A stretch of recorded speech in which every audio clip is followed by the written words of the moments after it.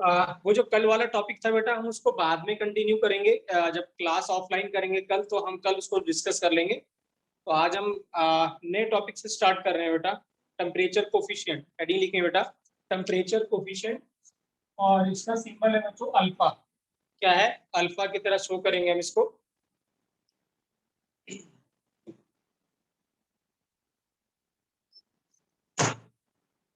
ठीक है। तो ऐसा देखा गया है बच्चों कि क्या है कि अगर हम 10 डिग्री टेम्परेचर बढ़ाते हैं, क्या है, अगर हम 10 डिग्री टेम्परेचर बढ़ाते हैं तो ऐसा देखा गया है कि जो रेट है, राइट, या तो वो डबल हो जाता है या क्या होता है, ट्रिपल हो जाता है। मतलब हर बार जब हम 10 डिग्री टेम्परेचर बढ़ाएंगे तो जो रेट होगा या तो वो डबल हो जाएगा या क्या हो जाएगा, 3 टाइम्स हो जाएगा, ट्रिपल हो जाएगा। जैसे फॉर एग्जाम्पल अगर मैं एट 25 डिग्री सेल्सियस देखता हूँ बच्चों, ठीक है ना, तो रेट अगर कितना है, एक्स है, ठीक है राइट। तो अगर मैं यही रेट अगर मैं 35 डिग्री सेल्सियस पे देखता हूँ तो ये रेट क्या हो जाएगा, 2x हो जाएगा या क्या हो जाएगा, 3x हो जाएगा। तो क्या होता है, हर बार 10 डिग्री टेम्परेचर बढ़ाने से रेट क्या होगा बच्चों, डबल हो जाएगा या क्या हो जाएगा, ट्रिपल हो जाएगा। With increase in 10 degree Celsius जो रेट होगा या तो वो डबल होगा या ट्रिपल होगा। ठीक है। और हर बार ऐसे होगा, मैं फिर 10 डिग्री बढ़ाऊंगा तो रेट फिर से डबल हो जाएगा।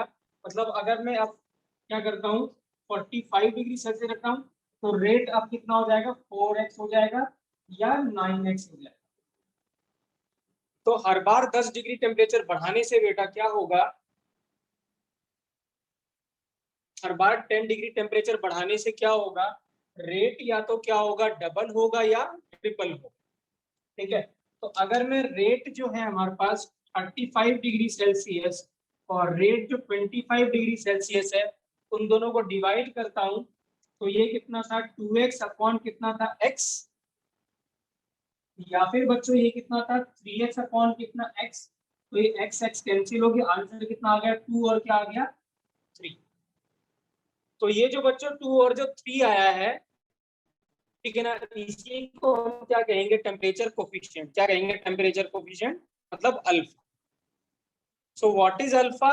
अल्फा क्या है बेटा, रेट का रेशियो है एट टू डिफरेंट टेम्परेचर पे है जो 10 डिग्री से डिफर करते हैं। मैं रिपीट कर रहा हूं, क्या है अल्फा? अल्फा रेशियो है रेट का एट टू डिफरेंट टेम्परेचर जो डिफर करते हैं किसमें बेटा, 10 डिग्री सेल्सियस से। उसको हम क्या कहते हैं, टेम्परेचर कोफिशिएंट या क्या, अल्फा। तो अल्फा में बताता है कि टेम्परेचर बढ़ाने से रेट क्या डबल होगा, 10 डिग्री बढ़ाने से रेट क्या डबल होगा या क्या होगा, ट्रिपल होगा। ठीक है। तो अल्फा की जो वैल्यू होती है बेटा वो 2 से 3 के बीच में होती है, राइट। अल्फा की जो वैल्यू वेरी करती है वो 2 से 3 के बीच में करती है। लेकिन अगर अल्फा कहीं गिवन नहीं है किसी क्वेश्चन में, तो आप उसकी वैल्यू कितनी एज्यूम करोगे बेटा, 2 एज्यूम करोगे। कितनी एज्यूम करोगे, 2 एज्यूम करोगे। तो मैं रिपीट कर रहा हूं, मैंने क्या कहा बेटा अभी, टेम्परेचर कोफिशिएंट क्या बताता है कि अगर हम 10 डिग्री टेम्परेचर बढ़ाते हैं तो रेट पे क्या फर्क पड़ता है, दैट टेल्स अबाउट दैट। कौन बताता है उसको, टेम्परेचर कोफिशिएंट, या क्या बताता है, अल्फा। तो ऐसा देखा गया है कि with every 10 degree increase rate क्या होता है, या तो डबल होता है या ट्रिपल होता है। तो अगर हमारे पास 25 डिग्री सेल्सियस पे एक्स रेट है तो 35 पे क्या होगा, 2x हो जाएगा या उसका 3x हो जाएगा, डबल हो जाएगा या ट्रिपल हो जाएगा। फर्दर अगर मैं क्या करता हूँ, 45 मतलब फिर से 10 डिग्री बढ़ाता हूँ तो रेट फर्दर डबल हो जाएगा बेटा। वो क्या हो जाएगा, 4x या क्या हो जाएगा, 9।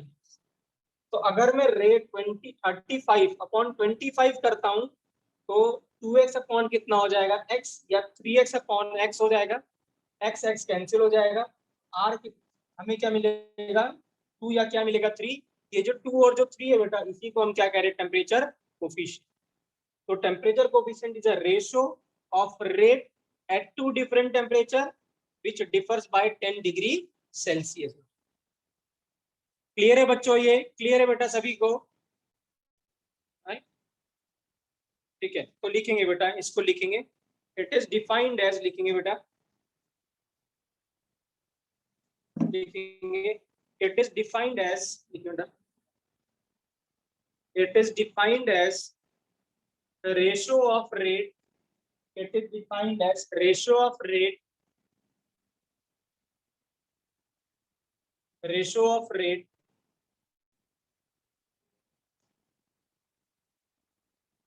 of reaction, ratio of rate of reaction at two different temperatures. Ratio of rate of reaction at two different temperature differ by 10 degree Celsius. Differ by 10 degree Celsius. Differ by 10 degree Celsius. अरे एक minute, ये बेटा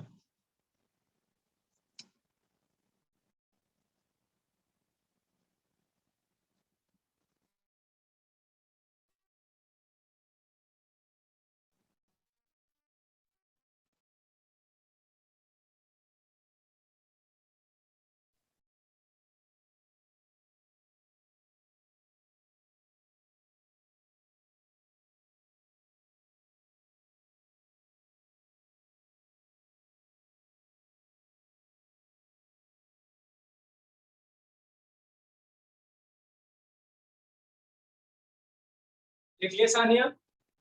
नहीं sir बस एक second. तो बाकी बच्चे लिखेंगे बेटा आर जो है या अल्फा जो है वो कैसे डिफाइन करें, आर टी प्लस 10 अपॉन कितना बेटा आर टी, ये क्या हो जाएगा अल्फा। तो आपको रेशियो लेना है बेटा रेट का, बट क्या होना चाहिए 10 डिग्री का डिफरेंस होना चाहिए उसमें। अगर आप R45 लेते हो न्यूमरेटर में तो डिनोमिनेटर में क्या आएगा बच्चों बताइए? अगर R45 लेते हैं तो डिनोमिनेटर में कितना आएगा आर? बच्चों सो तो नहीं रहे हो बेटा? हाँ आर कितना नहीं आएगा? सर 55 आएगा 35 25। और अगर मैं R55 लेता हूं तो ये कितना हो जाएगा? 45 45 हो जाएगा। तो हर 10 डिग्री का डिफरेंस लेना है बेटा। और ये जो अल्फा की जो वैल्यू है ये इन बिटवीन क्या आएगी बेटा? 2 तो कितनी आएगी? 3 आएगी बेटा। इंपॉर्टेंट टॉपिक है बेटा ये, क्योंकि ये सेकंड टॉपिक है इस चैप्टर का। मैंने मैसेज भी ड्रॉप किया था इसीलिए, ठीक है राइट, क्योंकि आज का लेक्चर इंपॉर्टेंट है, क्योंकि जो आगे का डिस्कशन है वो इसी पे डिपेंडेंट रहने वाला है, ठीक है राइट। तो या तो क्वेश्चन फर्स्ट ऑर्डर का आता है या तो बेटा जो आज का टॉपिक हम डिस्कस करेंगे उसके ऊपर आता है क्वेश्चन इस चैप्टर से। तो अल्फा की वैल्यू कितनी बेटा? 2 to 3 होगी, ठीक है राइट। यहाँ पे लिख लेंगे if alpha is not given बेटा, हाँ if alpha is not given, अगर अल्फा गिवन नहीं है, अगर अल्फा गिवन नहीं है, ठीक है right, then if alpha is not given then consider alpha as 2 बेटा। कितना करना है? 2। विभोर आवाज आ रही है बेटा? विभोर? Yes sir. ठीक है विभोर, जैसे हमने अभी टॉपिक स्टार्ट ही किया था बेटा, तो हेडिंग आप लिख लो, ठीक है राइट। टेम्परेचर कोफिशिएंट और डिनोट कैसे करेंगे बेटा? अल्फा से, ठीक है। ओके ये यस क्या सर। होता है? अल्फा क्या होता है बेटा? रेट होता है, रेट का रेशो है, ठीक है ना राइट। फर्क करना क्या है आपको? जो रेट का रेशो लेना है वो 2 डिफरेंट टेम्परेचर पे रेट लेना है। एक क्या है? 10 डिग्री का डिफरेंस होना चाहिए।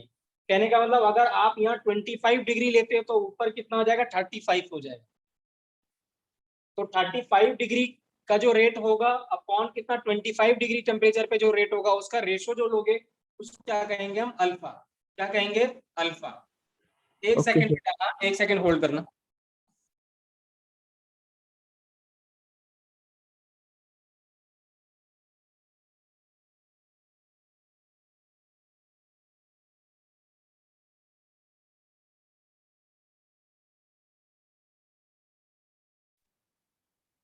ठीक है तो क्या होगा? अगर आप ये 55 लेते हैं तो 10 डिग्री कम लेना है, कितना हो जाएगा? 45। ये 75 लेते हैं तो ये कितना हो जाएगा? 65। तो अल्फा की जो वैल्यू बेटा हमेशा 2 और 3 के बीच में रहेगी। और अगर अल्फा गिवन नहीं है बेटा तो टेक अल्फा एज कितना? 2 बेटा, ठीक है राइट। तो मैं आपको एक क्वेश्चन दे रहा हूं बेटा, क्वेश्चन लिखिए। ये स्कूल में काफी क्वेश्चन आता है बेटा, बोर्ड में काफी आता है, एक आध बार उसमें भी आया हुआ है, ये जेई में भी, जेई मेंस में भी आया हुआ है, ठीक है राइट। तो लिखेंगे if ROR, rate of reaction at 25 degree Celsius is R, then calculate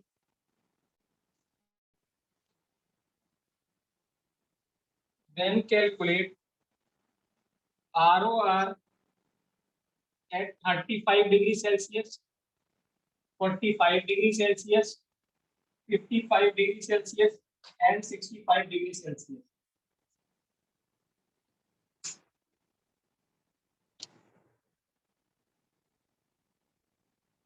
If temperature coefficient is alpha, बेटा क्या गिवन है?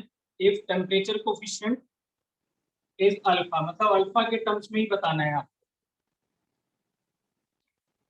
If temperature coefficient is alpha.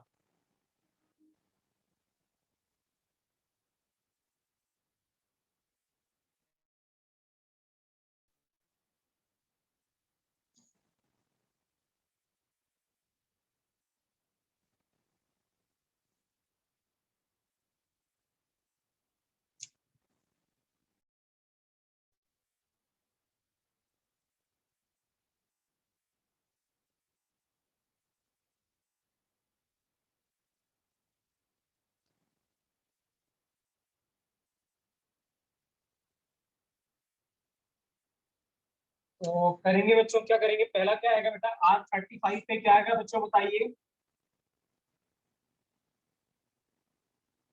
ये कितना है? अल्फा. तो R35 कितना हो जाएगा बच्चों बताइए? अल्फा इंटू कितना? R25. R25 क्या गिवन है? R गिवन है. So this means alpha into R क्या हो जाएगा? R35 बच्चों. क्लियर है बेटा? आर्यन क्लियर है? Yes sir. सो तो नहीं रहे हो आर्यन? हाँ, क्या सर? सो तो नहीं रहे हो बेटा? हाँ, नहीं नहीं. चलो ठीक है. राइट. अब R45 करेंगे तो क्या आएगा बच्चों? आदित्य क्या आएगा R45 बेटा? R45 upon R35 is equal to alpha R. R35 is equal to alpha. This means R45 Alpha square R. alpha into R. बिल्कुल सही है स्वास्थ्य. तो R45 क्या हो जाएगा? Alpha square into R. क्लियर है बेटा? और R55 कितना हो जाएगा बच्चों? Alpha cube R. Alpha cube into R. और R65 alpha to the power 4 into R. बिल्कुल सही है. सो दिस मीन्स क्या होगा? अगर मैं R55 लिखता हूँ बच्चों, तो R55 अपॉन R45 आएगा is equal to alpha. So this means R जो 55 होगा वो अल्फा इंटू R45 है. और R45 कितना है बच्चों? Alpha square into R. This means R55 कितना हो जाएगा? अल्फा क्यूब इंटू क्या हो जाएगा? R. लास्ट में करें R65 बच्चों, तो R65 और R55, तो ये अल्फा हो जाएगा. आंसर लिखोगे 65 इज इक्वल टू अल्फा कितना बेटा? R. कोई डाउट बेटा? कोई डाउट? सर एक बार रिपीट कर दीजिए.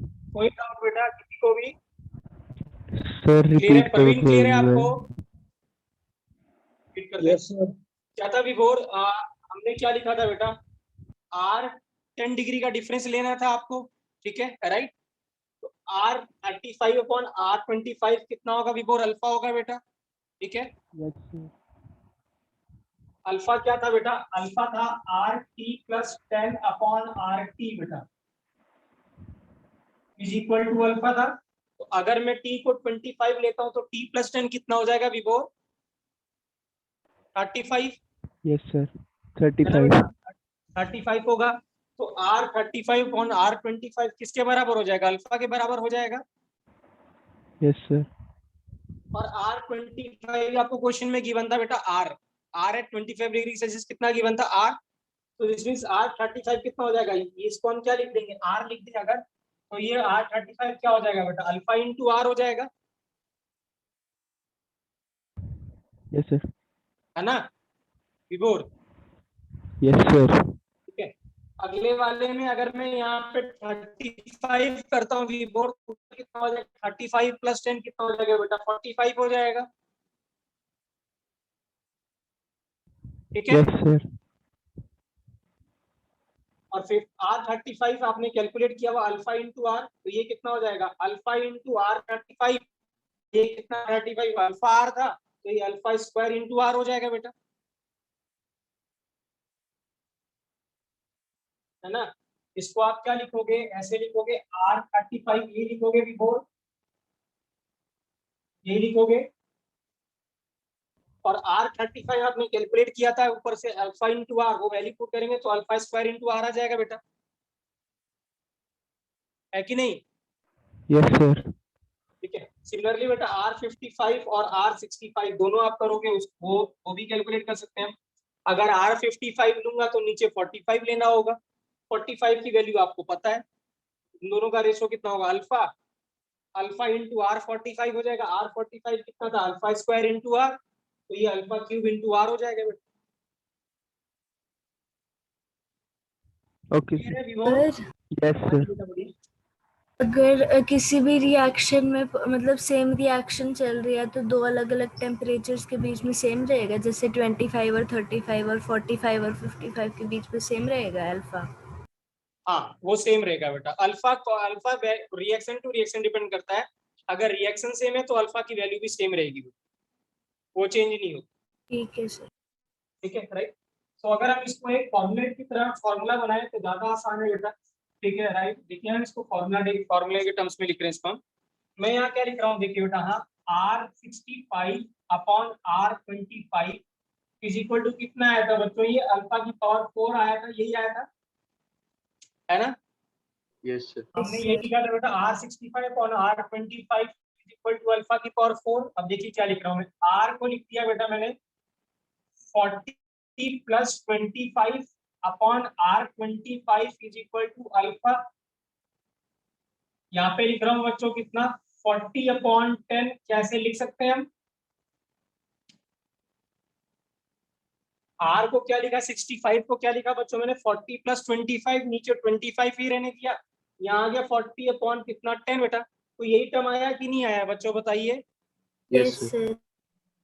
सो दिस मीन्स क्या फॉर्मूला बना हमारे पास, कोई भी टेम्परेचर को अगर आपको चाहिए, किसी भी टेम्परेचर पे चाहिए, तो आर क्या लिखूं यहाँ पे टी, क्या लिख दूं यहाँ पे टी, और प्लस यहाँ पे कितना है बेटा डेल्टा टी अपॉन आर कितना है ये, ठीक है राइट, ये कितना है डेल्टा, 40 को मैं क्या मान रहा हूँ बेटा डेल्टा, और नीचे कितना था R T is equal to alpha into delta T upon कितना है बेटा 10। अब अगर मैं आपसे कहता कि R95 की वैल्यू बताइए तो क्या आंसर आता बताइए, क्या आंसर आता बच्चों R95 का, Alpha to the power 7 alpha की पावर कितना 7, क्योंकि जब R95 R. लिखते तो R आप कैसे लिखते हैं आप 25 प्लस कितना है बेटा 70 upon R25 is equal to alpha, delta कितना है बेटा 70 अपॉन कितना 10, कैंसिल हो गया तो अल्फा की पावर 7 आ जाता है बेटा। तो दिस मीन्स R जो 95 आता वो कितना आता अल्फा की पावर 7, और R25 कितना था बेटा R, तो अल्फा की पावर 7 इंटू क्या आ जाता R आ जाता है बेटा, है कि नहीं बच्चों बताइए। हाँ जी सर। क्लियर है Yes, बेटा sir. ये कैसे किया हमने राइट, तो प्लीज इस फॉर्मूले को नोट कर लीजिएगा, ये हमें यूज होगा ये वाला करने। तो आर टी, टी यहाँ पे जो आप ले रहे हो वो टी लेना है, अगर 35 है तो ये 35 होगा प्लस डेल्टा करोगे आप यहाँ, ये 45 है तो ये 45 प्लस डेल्टा होना चाहिए, और अल्फा की पावर डेल्टा टी अपॉन 10 बेटा, अल्फा गिवन होगा क्वेश्चन में, नहीं गिवन होगा तो आपको 2 लेना है, कितना लेना है 2 लेना है।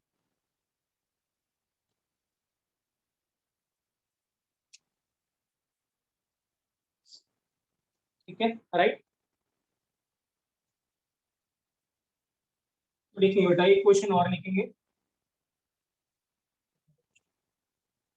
if temperature coefficient for first reaction बेटा लिखेंगे, if temperature coefficient for first reaction is 2 and for second reaction is 3 बेटा, if temperature coefficient for first reaction is 2 and second reaction is 3, then what will be the ratio of rate, then what will be the ratio of rate at 55 degrees Celsius? If लिखा हुआ है if rate at 25 degrees Celsius is same for both reaction, for both reaction, अगर R25 बेटा दोनों का same है, एक का अल्फा 2 है, एक का अल्फा 3 है, तो हमें रेशो बताना है first reaction to second reaction बेटा।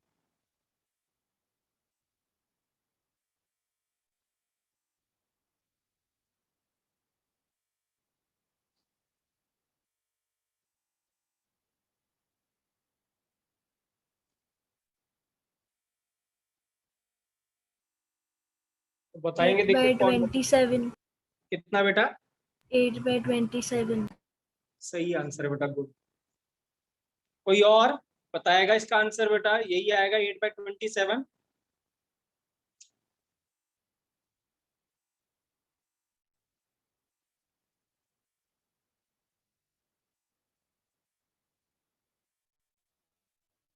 आदित्य स्वास्तिक हुआ क्या? यस सर, हो गया ये तो। Yes sir. तो देखिए क्या था बेटा, एक का अल्फा गिवन था, R55 को क्या लिखेंगे बोर, ठीक है, 55 को नीचे R25 का गिवन है रेट बेटा। हाँ, R लिख रहा हूं मैं 25, तो ऊपर लिखूंगा 25 प्लस कितना बेटा 30। क्लियर है बेटा? तो ये 55 हो गया इज इक्वल टू अल्फा।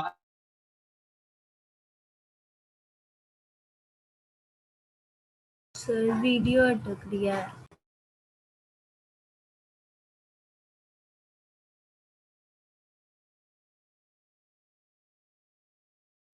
ये फर्स्ट रिएक्शन का, ऐसे सिमिलर सेकंड रिएक्शन का देखेंगे। वीडियो फ्रीज है।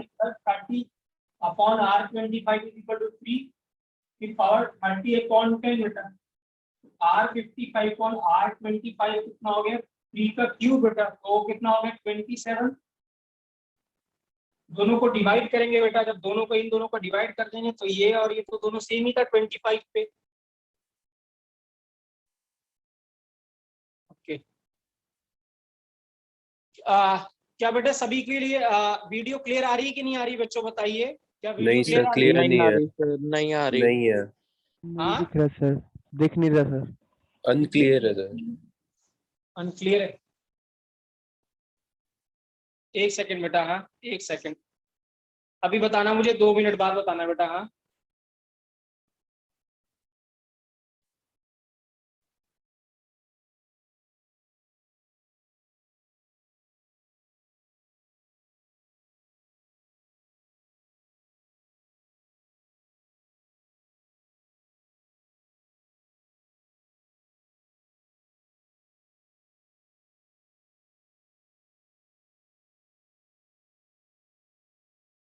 सानिया अभी क्लियर आ रही बेटा क्या? सर अब ठीक है। अभी ठीक है?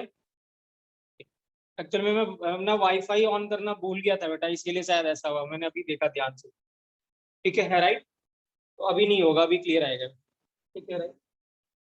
तो ये कितना हो गया बेटा 27 हो गया। ठीक है, तो दोनों का जब रेशियो लिखेंगे बेटा, तो R जो पहली रिएक्शन है अपॉन R2 बेटा, वो कितना होगा 8 बाई कितना आएगा 27। क्लियर है बच्चों? क्लियर है बेटा सभी को? सर 1 मिनट नोट करने देना। ठीक है, नोट कर लीजिए बेटा। ठीक है राइट? देखिए अभी पेपर बेटा जो बोर्ड का पेपर है वो भी एमसीक्यू टाइप है, उसमें छोटे छोटे क्वेश्चन आएंगे, ऐसे क्वेश्चन की प्रैक्टिस होनी चाहिए। जेईई मेंस पे भी ऐसी पैटर्न के क्वेश्चन आते हैं। ठीक है राइट? इजी आता है, एडवांस मुश्किल है, बट ये इजी आते हैं बेटा, तो छोटे छोटे क्वेश्चंस में गलती नहीं होनी चाहिए हमारी। ठीक है राइट? सो R1 अपॉन R2 जो रहेगा बेटा वो 8 बाई 27।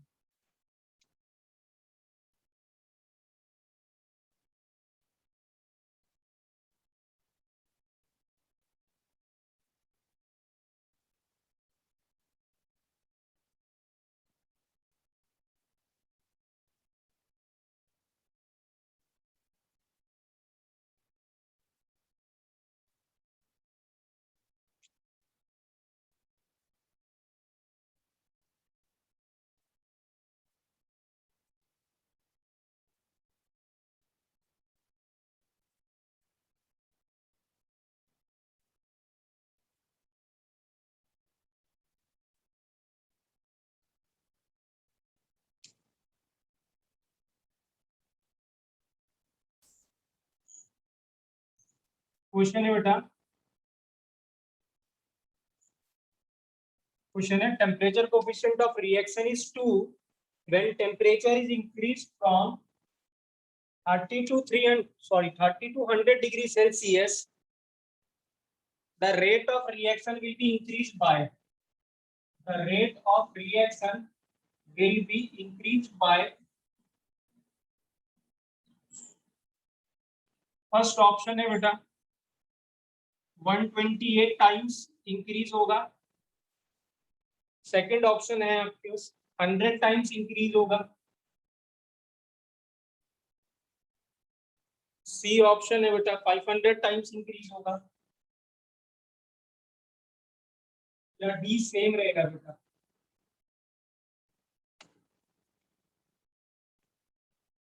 अगर हमने टेम्परेचर 30 से 100 डिग्री सेल्सियस कर दिया तो रेट पे क्या फर्क पड़ेगा बच्चों? अगर अल्फा इसका कितना है 2 है तो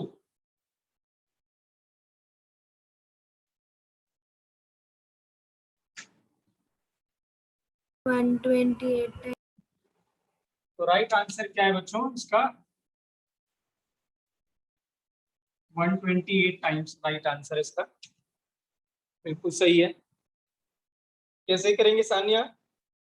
सर 100 माइनस 30 डिवाइड बाय 10 तो 2 की पावर में नीचे का रेट आपको 30 पे गिवन है, R 30 गिवन है, तो इसका मतलब मैं इसको लिखूंगा यहाँ पे 30 प्लस कितना है बेटा 70, तो 30 प्लस 70 इज इक्वल टू लिखा हुआ है 2, ये 2 गिवन था। डेल्टा कितना है बच्चों 70 अपॉन कितना 10, तो दिस मींस R जो हो गया ये 100 हो गया is equal to 2 to the power 7 times R कितना 30, सो 2 टू द पावर 7 कितना हो गया बच्चों 128 इनटू कितना R।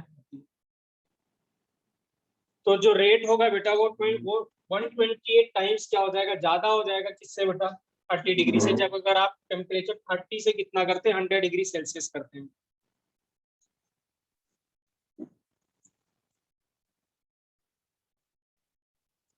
विभोर क्लियर है बेटा? विभोर क्लियर है? Yes sir sir. रेज मत करना। ठीक है। आर्यन क्लियर है आपको भी? Yes sir. ठीक है।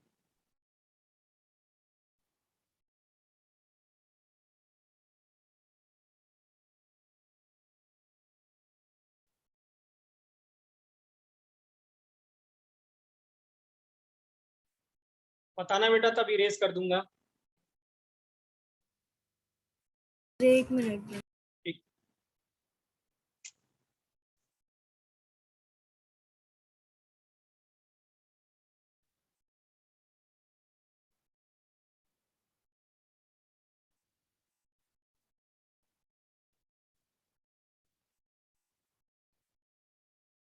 ठीक है बेटा, हेडिंग डालेंगे बेटा सभी लोग, कोलिजन थ्योरी और इफेक्ट ऑफ टेम्परेचर बेटा। हाँ, कोलिजन थ्योरी या इफेक्ट ऑफ टेम्परेचर भी कह सकते हैं इसको।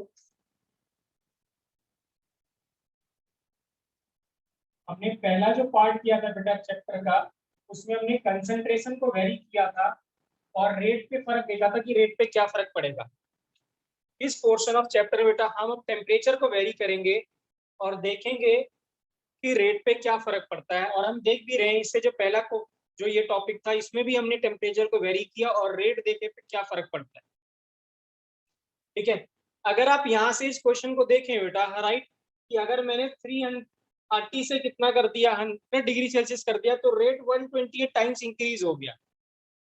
तो इसका मतलब क्या होगा, कोई भी बहुत ही स्लो रिएक्शन है बच्चों, जो वेरी स्लो रिएक्शन है, अगर उसको बिल्कुल मुझे वेरी फास्ट करना है तो मुझे सिर्फ क्या करना पड़ेगा, टेम्परेचर इंक्रीज करना पड़ेगा।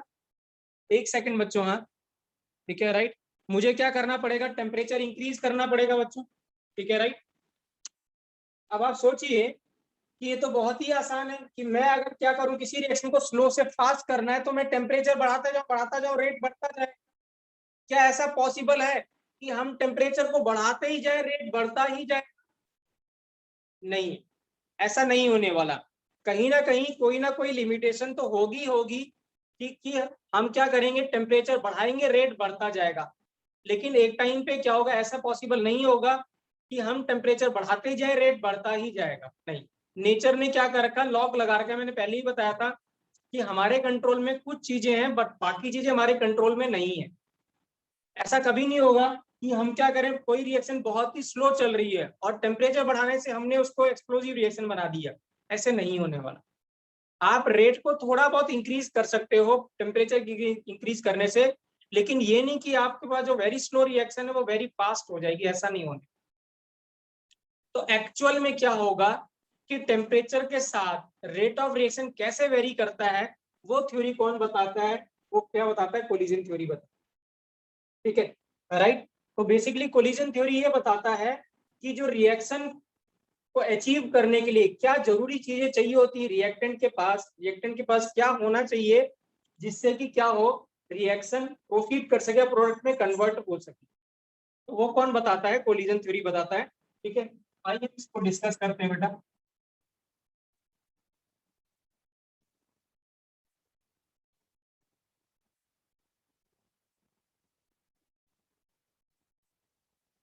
ठीक है बेटा, राइट।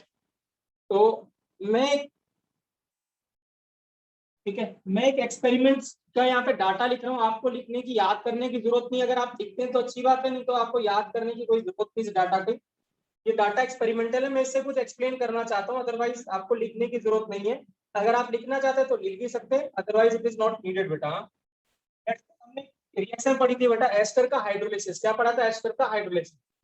तो यहाँ पे अगर मैं एक्सपेरिमेंट करता हूँ, यहाँ पे मैंने एस्टर का कंसेंट्रेशन लिया है, इधर वाटर का लिया है, इधर मैंने रेट देखा है, और रेट के बाद यहाँ पे मैं के की वैल्यू लिख रहा हूँ इस एक्सपेरिमेंट। तो एक्सपेरिमेंट में क्या, किसका एक्सपेरिमेंट कर रहा हूँ, एस्टर का हाइड्रोलिसिस कर रहा हूँ बच्चों।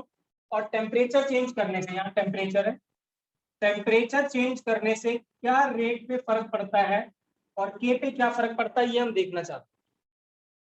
ठीक है, तो लेट्स सपोज एक्सपेरिमेंट 1 है, इसकी कंसंट्रेशन हमने कितनी रखी, 0.1, इसकी कितनी, 0.2। टेम्परेचर कितना है बच्चों, 298 केल्विन, मतलब कितना है, 25 डिग्री सेल्सियस दिया हुआ है। तो इसका जो रेट आता है वो 1.04 10 टू द पावर -3 आता है। कितना आता है, 1.04 10 टू द पावर -3 आता है। और इसकी जो के की वैल्यू आती है वो 0.04 0.0541 ऐसे कुछ आती है। ठीक है, दूसरे एक्सपेरिमेंट में क्या किया बच्चों, हमने कंसेंट्रेशन को तो कांस्टेंट रखा दोनों का, टेम्परेचर मैंने 10 डिग्री बढ़ा दिया, तो अब ये हो गया 308 हो गया। कितना हो गया, 308 हो गया। या हम इसको ऐसे लिखें कि ये 288 पे है और ये कितना है, 288 और ये 298 पे। तो जब हमने 10 डिग्री टेम्परेचर बढ़ा दिया तो जो रेट हुआ वो हो गया 2.02 इंटू 10 टू द पावर कितना, -3। और जो के की वैल्यू है बच्चों वो कितनी होगी, 0.101 आती है। क्या आती है, 101। अगर मैं ये थर्ड एक्सपेरिमेंट करता हूँ तो 0.1 0.2 लेता हूँ। अब मैंने इसको 308 ले लिया बेटा, कितना ले लिया, 308। तो इस बार जो के की वैल्यू आती है 3.68 इंटू 10 टू द पावर -3 आती है, और जो के की वैल्यू आती है 0.184 आती है। फोर्थ एक्सपेरिमेंट में भी बच्चों मैंने इतना ही लिया हुआ है, और ये अब हो गया 318। तो मैं 318 लेता हूँ तो 6.64 इंटू 10 टू द पावर -3 आता है, और ये 0.392 आता है। ठीक है, राइट। तो इस एक्सपेरिमेंट से मैं क्या बताना चाहता हूँ बच्चों, अगर आप ध्यान से देखें, हमने कंसंट्रेशन कांस्टेंट रखा और हर बार हम क्या कर रहे हैं, 10 डिग्री टेम्परेचर बढ़ा रहे हैं। तो 10 डिग्री बढ़ाने से अगर आप देखें यहाँ पे तो डबल हो गया, रेट डबल हो गया। लेकिन जब आपने यहाँ पे टेम्परेचर बढ़ाया तो रेट डबल नहीं हुआ, लगभग क्या है, डबल से थोड़ा सा कम हुआ है। और के की वैल्यू भी डबल नहीं हुई, डबल से थोड़ी सी कम हुई। तो कहने का मतलब क्या है बेटा, जो रेट है, ठीक है ना, राइट, कैसे डिपेंड करेगा बेटा, टेम्परेचर पे, ठीक है ना, राइट। वो कौन सी थ्योरी बताती है, कोलिजन थ्योरी बताती है। तो कोलिजन थ्योरी क्या कहती है कि जब आप टेम्परेचर चेंज करते हैं तो के की वैल्यू चेंज करने से रेट चेंज होता है। मैं रिपीट कर रहा हूं इस वर्ड लाइन को, जब आप टेम्परेचर इंक्रीज करते हैं बच्चों तो होता क्या है, टेम्परेचर इंक्रीज करने से के की वैल्यू चेंज होती है, और उसकी वैल्यू चेंज होने से क्या चेंज होता है, रेट। क्योंकि आपने बच्चों क्या लिखा था, rate expression R is equal to के इंटू कंसेंट्रेशन की पावर क्या बच्चों, N। यही लिखा था आपने, ठीक है। तो अगर आप देखिए आपने कंसेंट्रेशन तो कांस्टेंट रखा, मतलब ये टर्म कांस्टेंट कर दी। इसका मतलब अगर आपका रेट इंक्रीज कर रहा है तो किस चीज की वजह से इंक्रीज कर रहा होगा, क्योंकि के इंक्रीज कर रहा होगा। तो टेम्परेचर इंक्रीज करने से क्या इंक्रीज करता है बच्चों, के, और के इंक्रीज करने से क्या इंक्रीज करता है, रेट इंक्रीज। और मैंने आपको पहले लिखवाया भी था बेटा, जो के है वो सिर्फ दो चीजों पे डिपेंड करता है, एक था टेम्परेचर और एक था बच्चों कैटलिस्ट, ठीक है। तो कैटलिस्ट का इफेक्ट हम बाद में देखेंगे, अभी हम इफेक्ट किसका देख रहे हैं, टेम्परेचर, ठीक है, राइट, क्लियर है। तो लिखेंगे बच्चों यहाँ पे जो मैंने बोला है उसको लिखेंगे पहले, इसको लिखने की जरूरत नहीं है, अगर आप लिखना चाहते हैं लिख सकते हैं, अदरवाइज आप छोड़ भी सकते हैं, कोई दिक्कत नहीं है, इसको लीव बेटा ना, ठीक है, राइट। और याद करने की बिल्कुल भी जरूरत नहीं है बेटा इसको, ठीक है। तो लिखेंगे यहाँ पे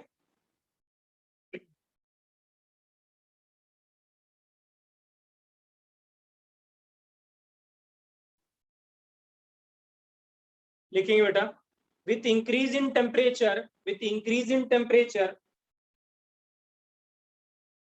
with increase in temperature, K increases, मतलब rate constant increases, with increase in temperature, rate constant increases, which increases the rate of reaction, which increases the rate of reaction.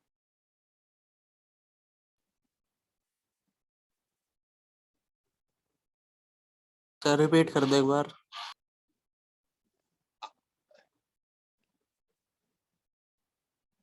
Please बेटा, हाँ आपकी लोग की आवाज नहीं आ रही है, कुछ वो हो गया, तो अगर आपको कोई डाउट है तो प्लीज चैट बॉक्स में जरूर लिखें बेटा, हाँ, क्योंकि आपकी आवाज नहीं आ रही है, ठीक है, राइट।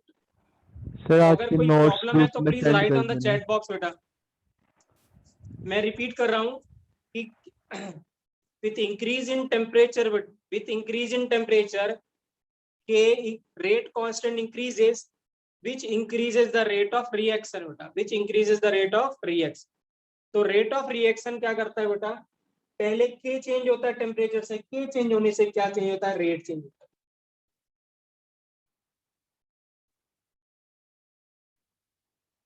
क्लियर है बेटा। अब लिखेंगे, हेडिंग लिखेंगे बेटा नीचे, ठीक है, राइट, ठीक है, या कंटिन्यू करेंगे बेटा, यहीं से लिखेंगे। ऐसा देखा गया है बच्चों, राइट, ठीक है, पहले मैं एक्सप्लेन कर देता हूँ। ऐसा देखा गया है कि 10 to the power 25 to 10 to the power 28 feet, let's suppose मैंने कोई रिएक्शन लिखी, A प्लस बी गिव्स बच्चों क्या, प्रोडक्ट, क्या लिखा, A plus B gives product. अब हमें पता है बच्चों, जब तक A और B आपस में कोलिजन नहीं होगा तब तक प्रोडक्ट नहीं बनेगा, रिएक्टेंट का मरना जरूरी है प्रोडक्ट के बनने के लिए, तो ये आपस में कोलाइड करेंगे तभी प्रोडक्ट बनेगा। जैसे N2 प्लस H2 आपस में कोलाइड करेंगे तब एमोनिया बनेगा। तो ऐसा देखा गया बच्चों कि 10 to the power 25 to 10 to the power 28 collision होते हैं बेटा, बाइनरी कोलिजन। बाइनरी का मतलब एक मॉलिक्यूल इसका, एक मॉलिक्यूल इसका। तो 10 to the power 25 to 10 to the power 28 binary collision होते हैं बेटा, ठीक है ना, पर सेकंड। कितने पर सेकंड कोलिजन होते हैं, इतने। तो इसका मतलब इतने कोलिजन अगर हो रहे हैं तो reaction could have completed in fraction of second. जो रिएक्शन होना चाहिए वो फ्रैक्शन ऑफ सेकंड में कंप्लीट हो जाना चाहिए, क्योंकि ये बहुत ज्यादा क्वांटिटी है, 10 to the power 25, 10 to the power 28 पर सेकंड वो भी। तो इसका मतलब ये कोलिजन अगर सारे के सारे कोलिजन इफेक्टिव होते तो reaction could have completed in fraction of second. So this means ये जो कोलिजन है सारे के सारे कोलिजन इफेक्टिव नहीं है। इफेक्टिव का मतलब कोलिजन हो तो रहा है बट रिएक्टेंट प्रोडक्ट में कन्वर्ट नहीं हो रहा है, सॉरी। सो दिस मींस क्या होगा बच्चों, ठीक है, राइट। इसके लिए क्या होगा, सारे के सारे जो कोलिजन है वो इफेक्टिव नहीं होंगे। मैं रिपीट कर रहा हूं बेटा, क्या है, ठीक है। लेट्स सपोज हम कोई रिएक्शन लेते हैं बेटा, यहाँ पे A plus B gives product, ऐसे लिख रहा हूँ मैं, A plus B gives product. ये ऐसे लिख दिया बच्चों मैंने, N2 plus H2 gives ammonia.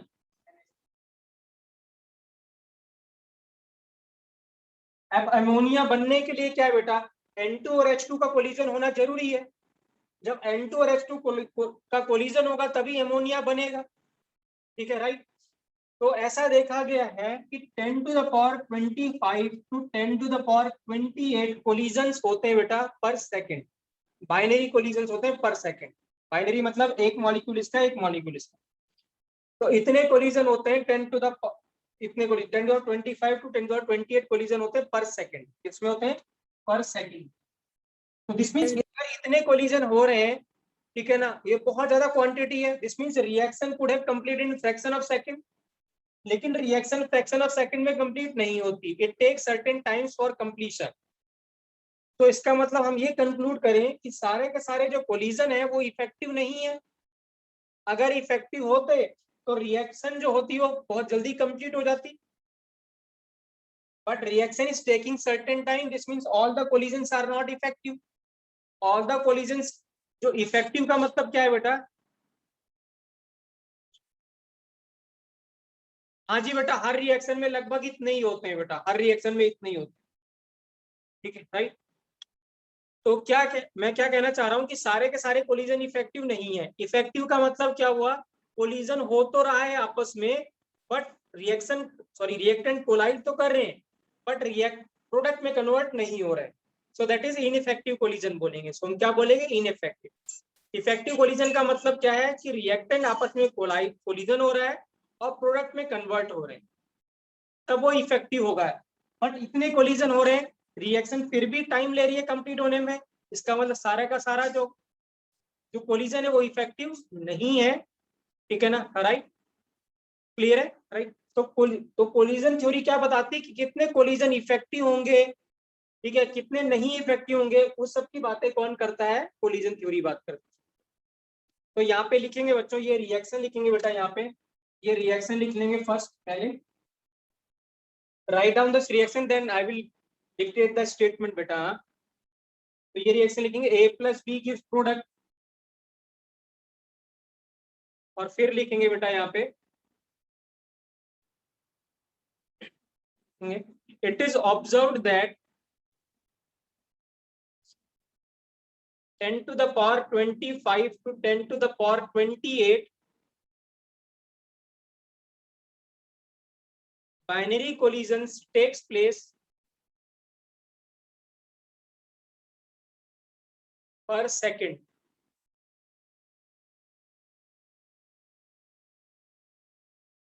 If all collisions are effective,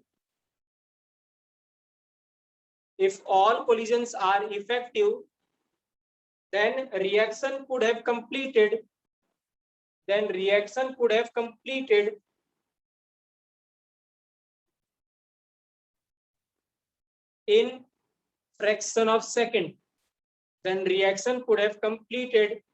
fraction of second.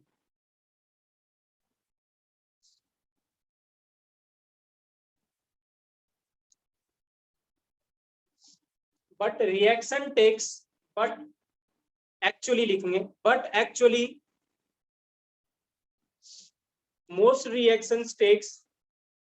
actually most reactions takes sufficient time for completion. Most reactions take sufficient time for completion. This means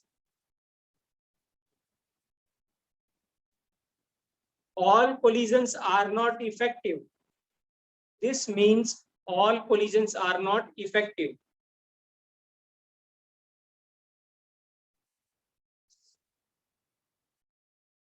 ठीक है, right. तो collision effective होने के लिए बच्चों दो चीजों की जरूरत होती है, ठीक है, राइट। जैसे अगर हम बात करते हैं कि दो कारें हैं, एक कार ऐसे आ रही है, ठीक है ना, एक कार सामने से आ रही है, लेकिन अगर ये दोनों कारें आपस में कोलाइड करना चाहती हैं या कोलिजन होना चाह रहा है, और इसकी स्पीड भी 20 किलोमीटर पर आवर है और इसकी 30 किलोमीटर पर आवर, और यहाँ कोई बैठा हुआ है, तो आप मुझे बताइए क्या ये प्रोडक्ट में कन्वर्ट होंगे? क्या इनका टिकट ऊपर को कटेगा? आंसर है नहीं। चांसेस बहुत ही क्या है बच्चों? कम है, क्योंकि इनकी स्पीड बहुत ही क्या है? कम है। सो दिस मीन्स क्या है? स्पीड का मतलब एनर्जी बहुत ही कम है।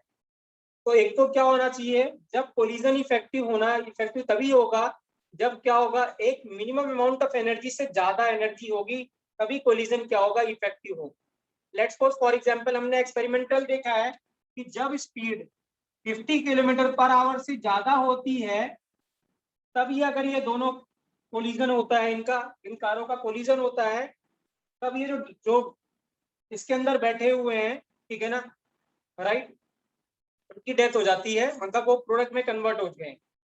तो मिनिमम जो एनर्जी है, जो मिनिमम स्पीड है कोलिजन को इफेक्टिव बनाने के लिए, वो कितनी है, 50। तो अगर 50 से कम होगी बच्चों, तो कोलिजन इफेक्टिव नहीं होगा, रिएक्टेंट प्रोडक्ट में कन्वर्ट नहीं होगा। तो एक मिनिमम अमाउंट ऑफ एनर्जी से एनर्जी ज्यादा होनी चाहिए मॉलिक्यूल्स की टू कन्वर्ट इनटू प्रोडक्ट, एक पहली बात। दूसरी बात क्या है, लेट्स सपोज क्या है, स्पीड अब हमारे पास कितनी है, इसकी 100 अब कर दी हमने किलोमीटर पर आवर, और इसकी 120 किलोमीटर पर आवर कर दी। क्लियर है बेटा, राइट। अब ये दोनों आमने सामने आ रहे थे, लेकिन क्या हुआ, इसने क्या करा, अपना स्टीयरिंग घुमा दिया ऐसे, तो ये क्या हो गया, ये इधर चला गया, ऐसे आ गया, यहाँ पे आ गया। इसका मतलब अब जो कोलिजन होगा वो ना के बराबर होगा, इसके पीछे पे टकराएगा, या कोलिजन क्या होगा, इतना इफेक्टिव नहीं होगा, क्योंकि अब डायरेक्शन प्रॉपर नहीं है। और 3D में बच्चों डायरेक्शन को कहते हैं ओरिएंटेशन। क्या कहते हैं, ओरिएंटेशन। तो अगर क्या है, कोलिजन हमें इफेक्टिव कराना है, तो एक तो क्या होना चाहिए बच्चों, एनर्जी होनी चाहिए प्रॉपर, और दूसरा क्या होना चाहिए, उनकी डायरेक्शन भी प्रॉपर होनी चाहिए। ऐसे नहीं कि एक ऐसे जा रहा है, एक ऐसे जा रहा है, तो कोलिजन इफेक्टिव नहीं होगा।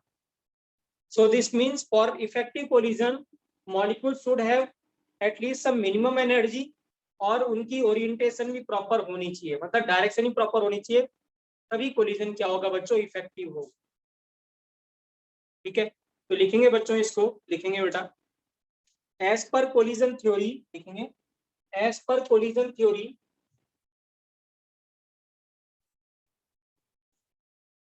As per collision theory for a reaction, as per collision theory, for a reaction to occur, for a reaction to occur, reactant molecule must collide. For a reaction to occur, reactant molecule must collide with energy greater than minimum value, with energy greater than minimum value. Reactant must collide with energy greater than minimum value and with proper orientation, and with proper orientation मतलब direction. तो दो चीजों की जरूरत है बेटा collision को effective बनाने के लिए, एक तो एनर्जी की और दूसरे की क्या, ओरिएंटेशन। तो दिस मींस मॉलिक्यूल को क्या करना है, दो बैरियर को क्रॉस करना है, दो बैरियर को ओवरकम करना है कोलिजन को इफेक्टिव बनाने के लिए। एक बैरियर है बच्चों एनर्जी का, और एक बैरियर है ओरिएंटेशन का। तो कोलिजन थ्योरी दो बैरियर्स की बात करती है कि अगर आप दो बैरियर को ओवरकम करते हो तो क्या होगा, कोलिजन क्या हो जाएगा, इफेक्टिव हो जाएगा। इफेक्टिव का मतलब है रिएक्टेंट प्रोडक्ट में कन्वर्ट हो जाएगा। तो नेक्स्ट लाइन से कंटिन्यू करेंगे बच्चों, नेक्स्ट लाइन से लिखेंगे, दिस मीन्स, लिखेंगे बेटा, this means there are two important barriers, this means there are two important barriers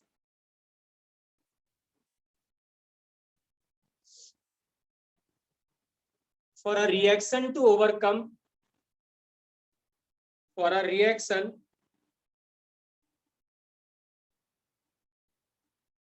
to overcome,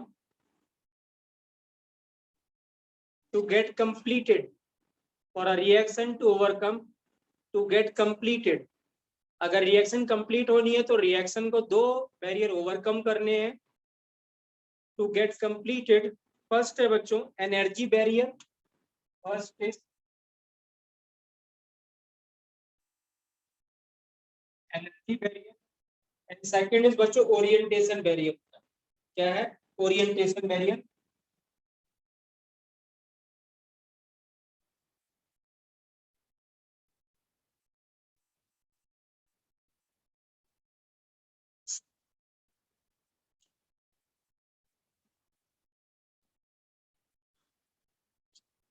clear है बेटा? इसका मतलब हमने क्या कहा था, जो R है बच्चों वो K इंटू कंसंट्रेशन की पावर n है। इसमें कंसंट्रेशन तो हमने कांस्टेंट रखा हुआ है, इसका मतलब ये जो K है यही इन दोनों चीजों को क्या करेगा, टेक केयर करेगा। किसके? एक एनर्जी बैरियर का, एक ओरिएंटेशन बैरियर का। तो दिस मीन्स ये जो K है, ठीक है ना, K जो होता है रेट कांस्टेंट, वो दो चीजों पे डिपेंड करता है, एक एनर्जी बैरियर पे और एक ओरिएंटेशन बैरियर। सो जो F जो K होता है, राइट, क्लियर है, वो डायरेक्टली प्रोपोर्शनल टू होता है बच्चों F इंटू कितना बेटा, Z। क्या होता है? F इंटू क्या, Z के डायरेक्टली प्रोपोर्शनल होता है, ठीक है, राइट। F जो है बच्चों वो कोलिजन फ्रीक्वेंसी है, ठीक है। F क्या है? फ्रैक्शन ऑफ मॉलिक्यूल्स जो कोलाइड, जो सॉरी मैं रिपीट कर रहा हूँ, जो Z है बेटा वो कोलिजन फ्रीक्वेंसी है। Z क्या है? कोलिजन की फ्रीक्वेंसी है। और जो F है वो फ्रैक्शन ऑफ मॉलिक्यूल्स हैं जिनमें अपने मिनिमम एनर्जी बैरियर से, मिनिमम एनर्जी से ज्यादा एनर्जी है। तो क्या है? F क्या है? कोलिजन की फ्रीक्वेंसी है। सॉरी, Z क्या है? कोलिजन की फ्रीक्वेंसी है कि कितने मॉलिक्यूल कोलाइड कर रहे हैं पर सेकंड, वो होगा Z। और जो F होगा वो है फ्रैक्शन ऑफ मॉलिक्यूल्स जिनकी एनर्जी मिनिमम एनर्जी से ज्यादा है रिएक्शन को प्रोसीड करने के लिए। तो जब हम प्रोपोर्शनलिटी साइन हटाते हैं बच्चों, तो यहाँ पे जो K आता है, ठीक है ना, राइट, तो F Z आता है बेटा P आता है। क्या आता है? K is equal to Z into क्या आता है बेटा, P आता है, ठीक है, राइट। आप लिख लेंगे यहाँ पे बच्चों K इज इक्वल टू क्या आएगा। हाँ जी बेटा बोलिए, सान्या क्या बोल रहे हो, प्लीज बोलिए।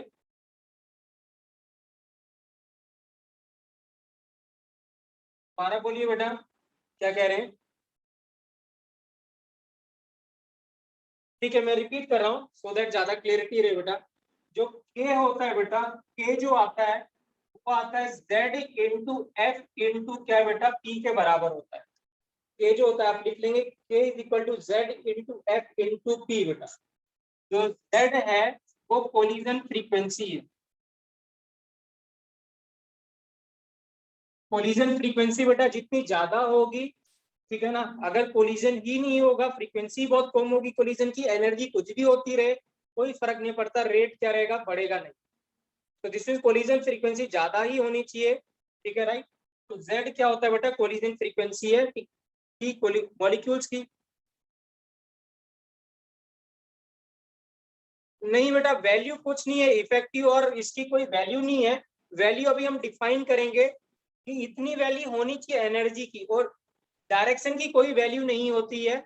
एनर्जी की जरूर कुछ वैल्यू होगी कि इतनी मिनिमम एनर्जी से ज्यादा एनर्जी होगी तभी जो कोलिजन हो जाएगा वो इफेक्टिव होगा या इनइफेक्टिव होगा। तो एनर्जी की वैल्यू हम देंगे, डायरेक्शन की कोई वैल्यू नहीं होगी बेटा, ठीक है, राइट। क्लियर है सान्या?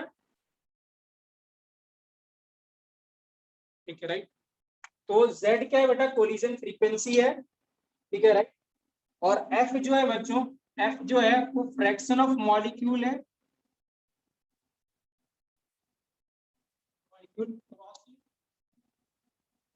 एनर्जी बैरियर,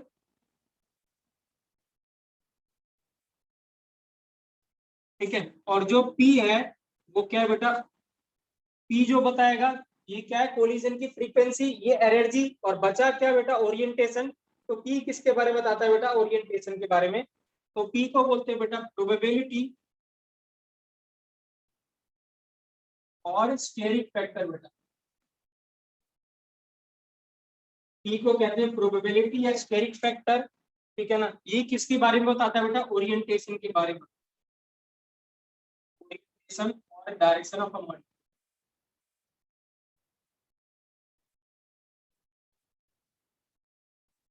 आप देख सकते हैं बच्चों जो K है वो तीन चीजों पे डिपेंड करेगा, और होना भी चाहिए था कि मॉलिक्यूल क्या कर रहे हैं, उनकी कोलिजन की फ्रीक्वेंसी क्या है, कितनी जल्दी जल्दी कोलाइड कर रहे हैं, कितने स्लो कोलाइड कर रहे हैं। एक तो रेट उस पर डिपेंड करेगा, दूसरा रेट जो डिपेंड करेगा कि मिनिमम एनर्जी से ज्यादा एनर्जी होगी तभी कोलिजन क्या होगा, इफेक्टिव होगा। तो F पे डिपेंड करेगा। F क्या है? फ्रैक्शन ऑफ मॉलिक्यूल जिन्होंने एनर्जी बैरियर को क्रॉस कर लिया है, और P क्या है, जो डायरेक्शन बताएगा या ओरिएंटेशन बताएगा बेटा, ठीक है, तो उसको कहेंगे प्रोबेबिलिटी या स्टेरिक फैक्टर बेटा। तो जो K है वो तीन चीजों का फंक्शन है बेटा, Z, F और किसका बेटा, P का।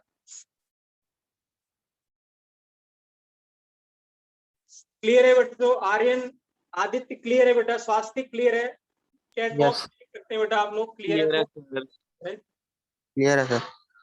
Yes, sir, clear है। ठीक है।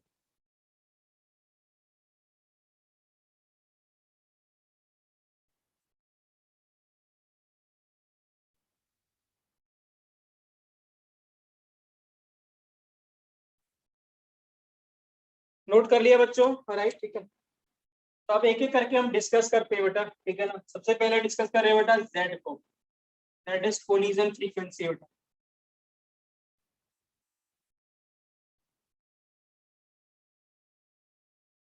कोलिजन फ्रीक्वेंसी बेटा, तो सबसे पहले हेडिंग लिखेंगे कोलिजन फ्रीक्वेंसी बेटा, दैट इज Z। तो फ्रीक्वेंसी बेटा हमेशा पर सेकंड होता है, ठीक है, राइट। तो लिख लेंगे यहाँ पे बेटा, लिखेंगे यहाँ पे। ये नोट कर लिया बच्चों? यहाँ तक नोट कर लिया सभी ने? सानिया आपने नोट कर लिया?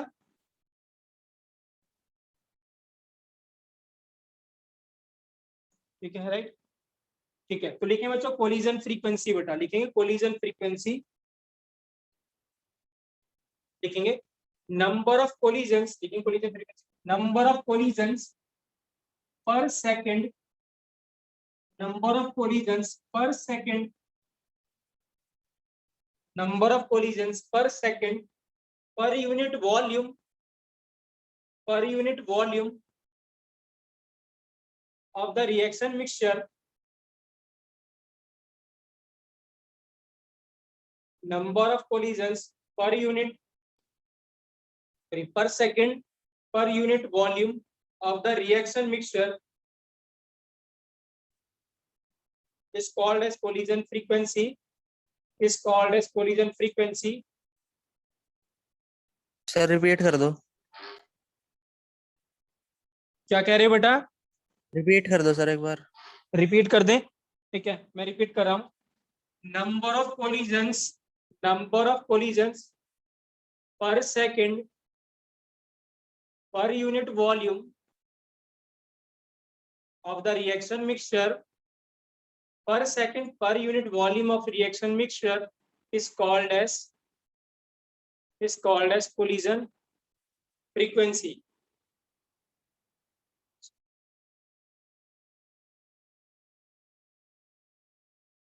लिखेंगे इट डिपेंड्स अपॉन टेम्परेचर बेटा, लिखेंगे इट डिपेंड्स अपॉन टेम्परेचर। ये किस पे डिपेंड करता है? टेम्परेचर पे।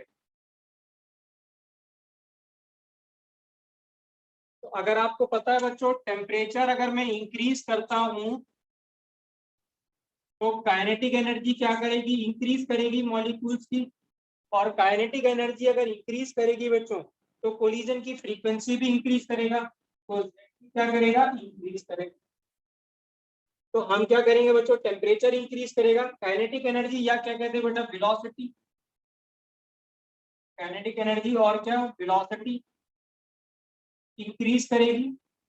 और अगर काइनेटिक वेलोसिटी इंक्रीज करेगा तो क्या इंक्रीज करेगा बच्चों? जेड भी इंक्रीज करेगा। ठीक है, राइट। आप सभी को पता है बच्चों जो v होता है, ठीक है ना, आरएमएस वेलोसिटी, या लास्ट ईयर में पढ़ा था हमने, गैस की जो मॉलिक्यूल्स की आरएमएस वेलोसिटी होती है वो अंडर रूट कितनी होती है बेटा? 3RT/m। अगर नहीं पता है तो याद रखिएगा कितना होता है? √3RT/m, पूरा अंडर रूट के अंदर है। आरएमएस मतलब रूट मीन स्क्वायर, क्या है बच्चों? बी, और इसको बोलते हैं आरएमएस, तो रूट मीन स्क्वायर वेलोसिटी। तो गैस की जो मॉलिक्यूल्स की जो रूट मीन स्क्वायर वेलोसिटी होती है वो √3RT/ कितनी होती है? m होती है। आर गैस कांस्टेंट है बच्चों, टी टेम्परेचर है, m जो है वो मॉलिक्यूलर मास है गैस का। m क्या है? मॉलिक्यूलर मास ऑफ गैस का। तो आप देख सकते हैं यहाँ पे, अगर मैं टेम्परेचर को डबल करता हूं क्या वेलोसिटी डबल होगी? आंसर है नहीं, क्योंकि अंडर रूट के अंदर है। ठीक है, बट डेफिनेटली क्या होगा? अगर आप टेम्परेचर इंक्रीज करते हैं बच्चों तो क्या करेगा? v भी इंक्रीज करेगा, और v इंक्रीज करेगा बच्चों तो z भी इंक्रीज करेगा। इसीलिए हम क्या कह रहे हैं बच्चों, जो Z है वो किस पे डिपेंड करता है, टेम्परेचर पे। टेम्परेचर इंक्रीज करने से वेलोसिटी इंक्रीज होती है, वेलोसिटी इंक्रीज करने से बेटा क्या करेगा, Z भी इंक्रीज होगा।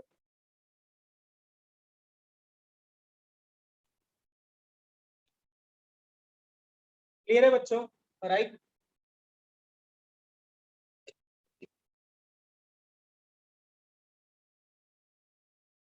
क्लियर है बेटा।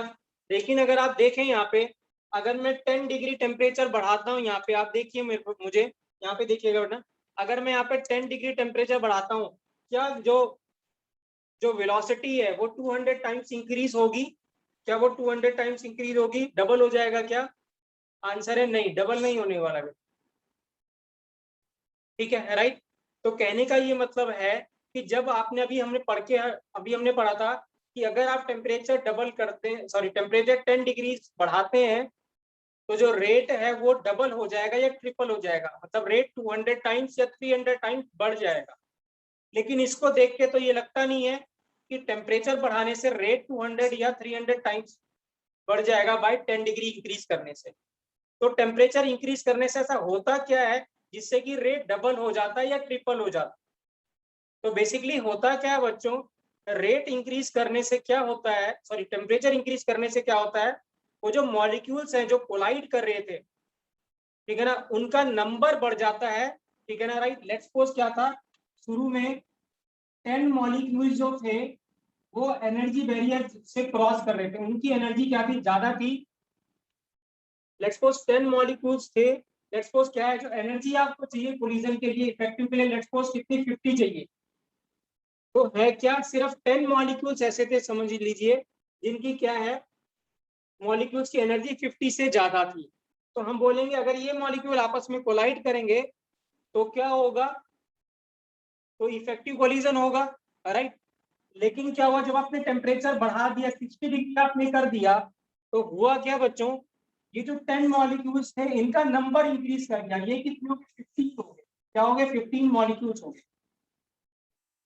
तो हुआ क्या यहाँ पे, टेम्परेचर बढ़ाने से, 10 डिग्री टेम्परेचर बढ़ाने से जो नंबर ऑफ मॉलिक्यूल्स थे, ठीक है ना, वो इंक्रीज कर गए। ठीक है ना, राइट? क्लियर है? और अगर नंबर ऑफ मॉलिक्यूल्स इंक्रीज करके जिनका कोलिजन इफेक्टिव होगा तो उनका रेट भी क्या हो जाएगा, ज्यादा हो जाएगा। तो होता क्या है, आप टेम्परेचर बढ़ाने से जो मॉलिक्यूल्स है, ठीक है ना, उनका नंबर बढ़ जाता है जो इफेक्टिव कोलिजन के लिए रिस्पॉन्सिबल होते हैं। और अगर नंबर बढ़ जाएगा तो दिस मीन्स क्या हो जाएगा, उनका रेट भी इंक्रीज कर जाएगा। क्लियर है, राइट? तो यहाँ पे सिर्फ इतना लिख लीजिएगा बच्चों, ये लिख लीजिएगा ये, और फिर मैं स्टेटमेंट लिखवा दूंगा, ये लिख लीजिएगा।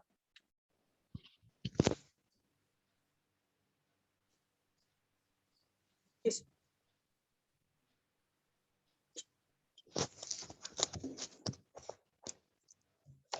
लिखेंगे बेटा यहाँ पे, ठीक है, राइट? हाँ जी बेटा बोलिए, कुछ कह रहे थे प्रवीण तुम? नो मैम, नहीं नो सर। चलिए बेटा, हाँ तो लिखेंगे एक्चुअली, ठीक है बच्चों, actually by increasing the temperature, actually by increasing the temperature, fraction of molecule crossing energy barrier, लिखेंगे बच्चों, actually by increasing the temperature, fraction of molecule crossing the energy barrier increases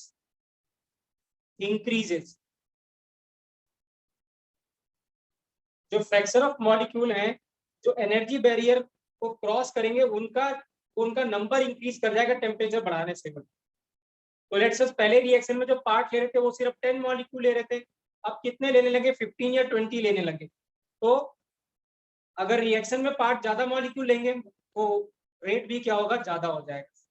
ठीक है, राइट? और यहाँ पे जो मैं बोल रहा हूँ आपके पास, अभी मैंने बोला था कि लेट्स सपोज 50 जूल एनर्जी या 50 एनर्जी चाहिए, रिपीट कर रहा हूँ बेटा मैं, लिखेंगे actually by increasing the temperature, actually by increasing the temperature, fraction of molecules fraction of molecules crossing energy barrier increases. कहने का ये मतलब है कि लेट सपोज टोटल मॉलिक्यूल्स कितने थे बच्चों, फॉर एग्जांपल सोचे टोटल मॉलिक्यूल्स थे कितने, 100 मॉलिक्यूल्स थे, ठीक है राइट, और मिनिमम एनर्जी जो चाहिए थी वो 50 जूल चाहिए थी। इससे ज्यादा अगर एनर्जी होगी तभी रिएक्शन में, तभी वो कोलिजन क्या होगा, इफेक्टिव होगा, ठीक है राइट। तो लेट्स सपोज इस 100 में से सिर्फ 15 ऐसे मॉलिक्यूल्स थे, जैसे मैं बोलूं कितने, 10 मॉलिक्यूल्स ऐसे थे जिनकी एनर्जी 50 जूल से ज्यादा थी। तो इसका मतलब रिएक्शन में पार्ट सिर्फ कितने लेंगे इस समय, मतलब कोलिजन तो सभी का होगा, बट ये जब सिर्फ ये जो 10 मॉलिक्यूल है ये जब कोलाइड करेंगे तभी प्रोडक्ट बनेगा, राइट। लेकिन जब आपने टेम्परेचर क्या कर दिया, ये temperature let's suppose 25 degree Celsius पे था, आपने टेम्परेचर 35 डिग्री सेल्सियस कर दिया, तो यहाँ पे क्या हो गया, 10 की जगह आप कितने हो गए, 15 मॉलिक्यूल्स हो गए जिनकी एनर्जी 50 जूल से ज्यादा होगी। सामने दोबारा लिखिए बेटा, क्या बोला था आपने, ठीक है right.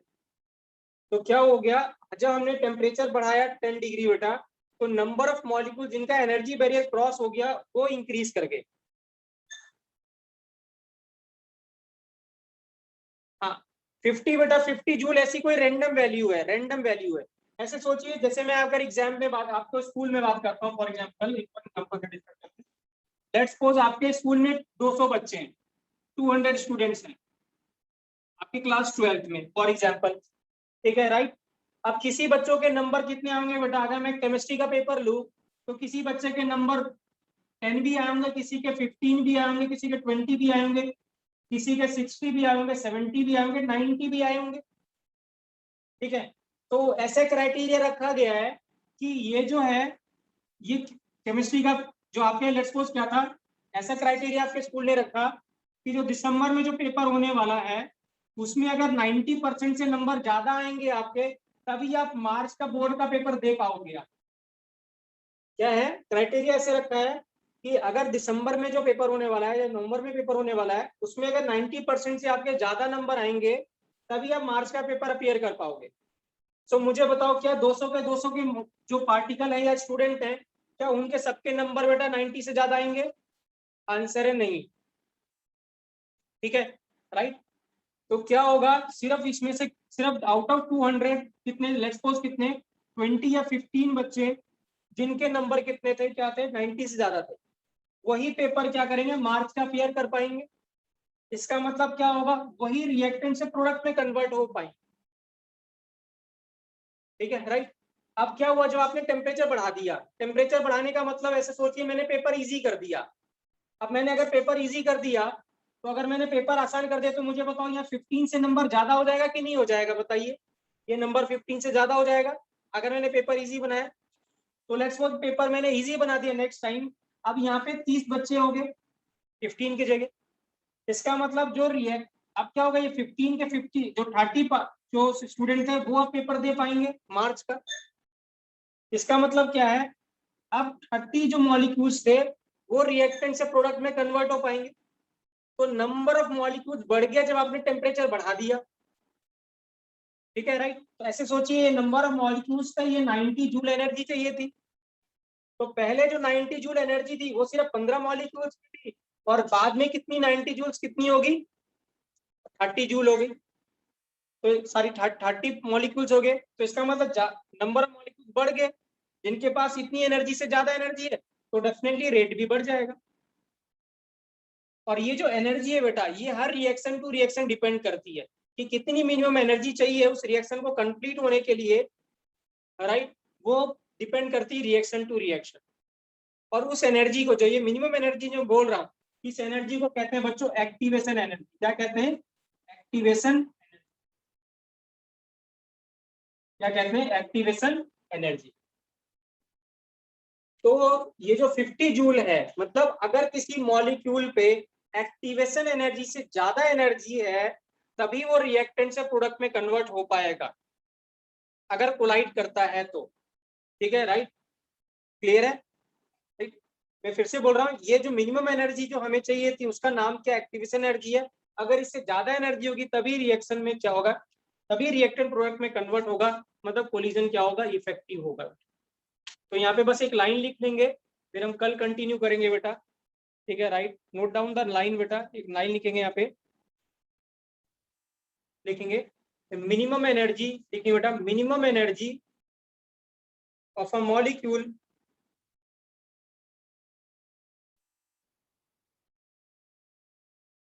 must have, the minimum energy of a molecule must have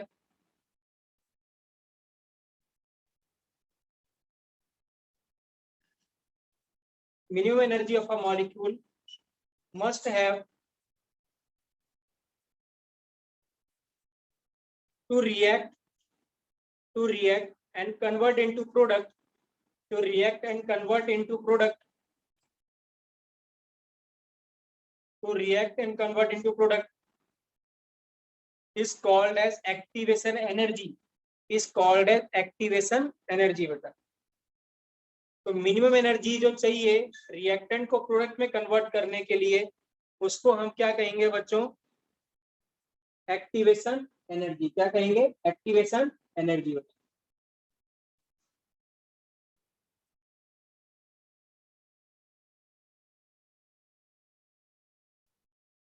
तो वो मॉलिक्यूल जिनकी एनर्जी बेटा एक्टिवेशन एनर्जी से ज्यादा होगी, अगर वो कोलिजन करते हैं तो ही रिएक्टेंट प्रोडक्ट में कन्वर्ट होगा, अदरवाइज कन्वर्ट नहीं होगा।